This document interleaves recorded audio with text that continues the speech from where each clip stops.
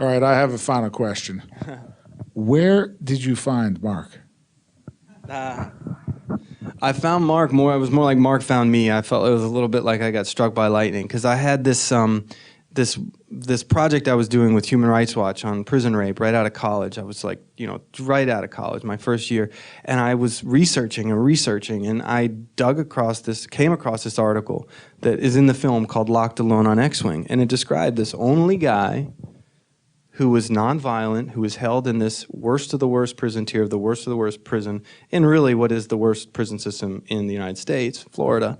And, he's an escape artist. What is this? But I was not what I was reporting on. I was dealing with this specific issue.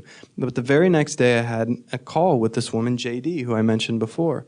And she had co-founded this organization, Stop Prisoner Rape.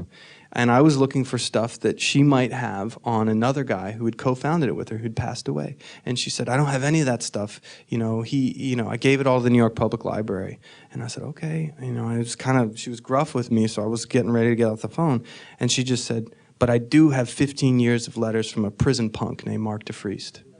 And I said, what? And I said, is that the same guy that I read about in this article? He's an escape artist. And she said, well, he might have mentioned something about that. And I was like, that is compelling, because on the one hand, you have this public persona of punishment, in this solitary cell, this Houdini, and then on the other hand, she's got letters that I imagine described a kind of private hell, of this guy who'd been through this abuse in prison and how he was dealing with being a prison punk. Now, little did I really know that when she sent me those letters, a couple weeks later, I would open it up and they would be so dynamic and so full of life and inventiveness and humor that in a way it was like, this story, yeah, I gotta tell this story.